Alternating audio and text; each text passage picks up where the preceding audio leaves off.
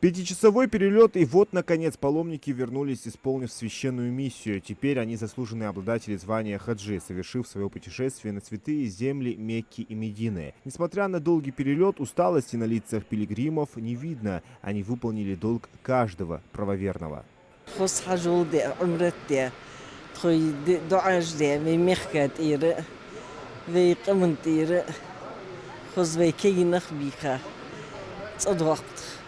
Это уже четвертая по счету группа ингушских паломников. Всего обратно успешно вернулись 540 человек из 1450. Им удалось увидеть в полной мере свет, который исходит от ислама. Изучая его в родной Ингушетии через суры священной книги и за просмотром проповедей имамов, эти люди мечтали, что однажды посетят места, по которым ходил сам пророк Мухаммад, да благословит его Всевышний и приветствует. Многие смогли воочию увидеть святые места благодаря непосредственному участию главы региона. Все те, кому Махмуд Али Калиматов подарил путевку, были в Саудовской Аравии впервые. Радость от совершения хаджа и эмоции от увиденных чудес света до сих пор их переполняют.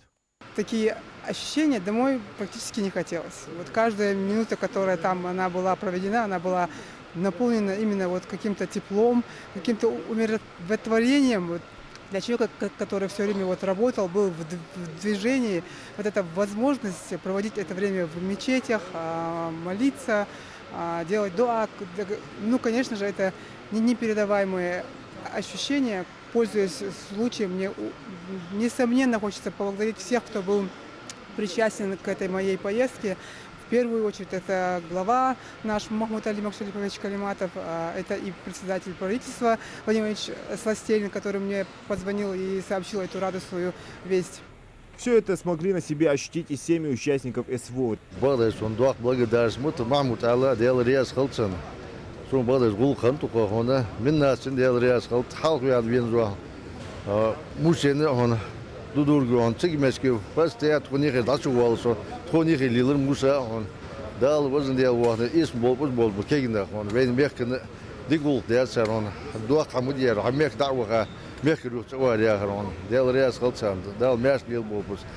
Ну и куда без подарков. Улетали налегке, а прилетели уже с крупным багажом. Кто-то привез воду Зам-Зам, другие сувениры, некоторые взяли священную книгу Коран. Но самое главное, каждый с собой забрал духовный заряд, которым планирует поделиться со своими родными и близкими. С собой привезли иман, ислам, сувениры я не привез духовную составляющую.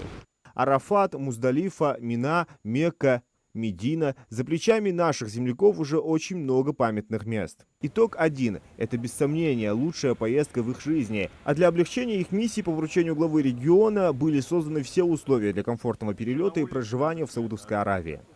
Хотелось бы отметить, что с самого начала организации именно вылетов в Саудовскую Аравию вопрос находился на контроле у главы нашей республики Калиматова Махмуда Али Макшариповича.